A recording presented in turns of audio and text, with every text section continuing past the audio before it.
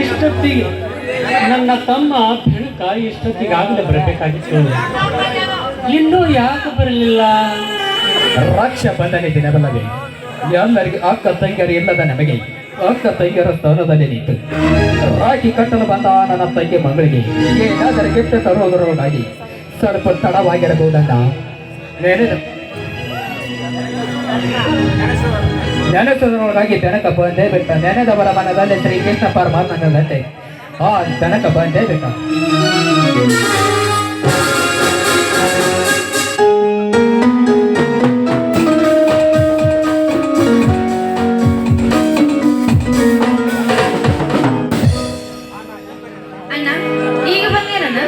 ಹೌದು ತಂಗಿ, ಇವಾಗ ಬಂದೆ. ಬೇಗ ಬರಬೇಕಾಗಿತ್ತು, ಯಾಕಪ್ಪ ಲೇಟ್ ಆಯ್ತು? ಏಕೆಂದರೆ ಇಂದು ರಕ್ಷಾ ಬಂಧನ ದಿನವಲ್ಲವೇ? ಅದಕ್ಕೆ ನನ್ನ ತಂಗಿ ಗಿಫ್ಟಿಗೆ ತರುವುದರೊಳಗಾಗಿ ಸ್ವಲ್ಪ ತಡವಾಗಿರಬಹುದಣ್ಣ. ಹೌದಲ್ಲ ಸಹೋದರ? ಹೌದು ಅಣ್ಣ. ಹೀಗೋ ಹಾ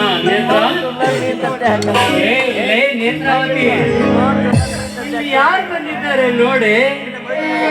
ನಿನ್ನ ಮೈದನರಿಗೆ ರಾಖಿ ಕಟ್ಟಲು ನಿನ್ನ ಗೆಳತಿ ಮಂಗಲಿ ಬಂದಿದ್ದಾಳೆ. ಬೇಗ ಆರ್ತಿ ತಾಟ ತೆಗೆದುಕೊಂಡು ಬಾರೆ.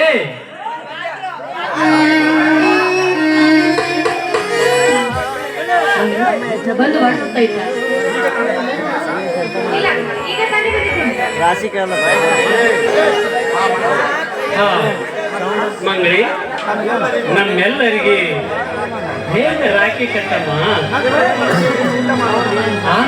ಆಮೇಲೆ ಎಲ್ಲರೂ ಸೇರಿಕೊಂಡು ಊಟ ಮಾಡೋಣ. ಆಯ್ತಮ್ಮ, ರಾಖಿ ಕಟ್ಟು, ನಾನು ಆರತಿ ಮಾಡ್ತೀನಿ. ಆಯ್ತಾ?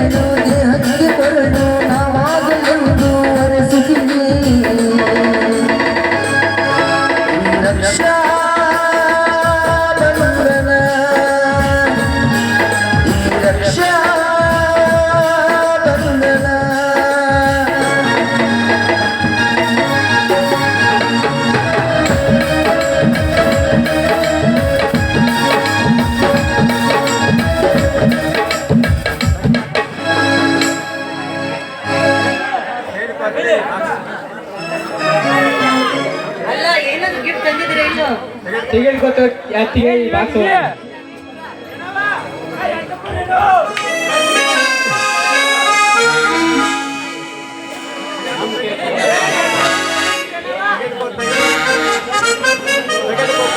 ತೆಗೆದುಕೋ ತಂಗಿ.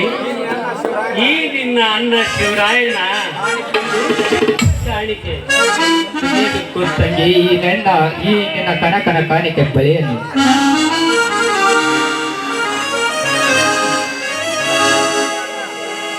ತೆಗೆದುಕೋ ತಂಗಿ.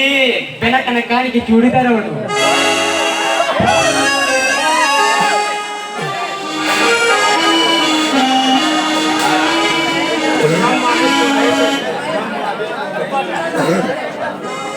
ಬ್ರಹ್ಮ ವಿಷ್ಣು ಮಹೇಶ್ವರ, ನಿಮ್ಮಂತ ಅಣ್ಣನನ್ನು ಪಡೆಯಕ್ಕ ನಾ ಬಾಳ ಪುಣ್ಯ ಮಾಡಿ ನೋಡ್ರಿ. ಅಣ್ಣ ಆಸೆಗೆ ನಮ್ಮಿಬ್ಬರಿಗೆ ಆ ತಿರುವನ ಮಾಡಿ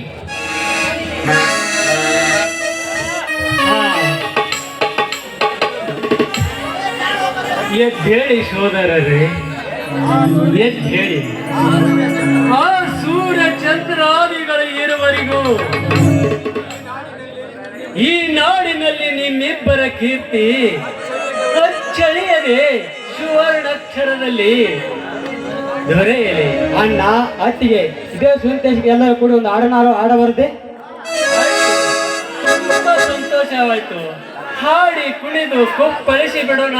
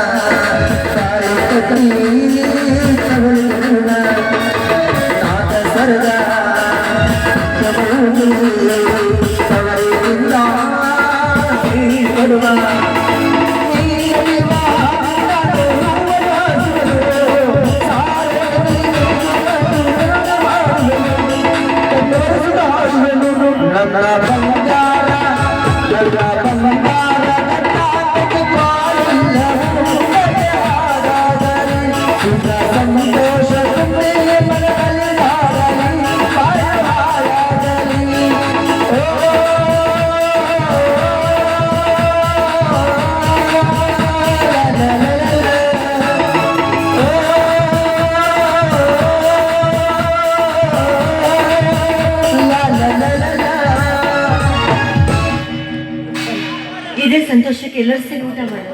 ನಡೀರಿ, ಒಳಗಡೆ ಹೋಗಿ ಹೋಳಿಗೆ ತುಪ್ಪ ಊಟ ಮಾಡೋಣ.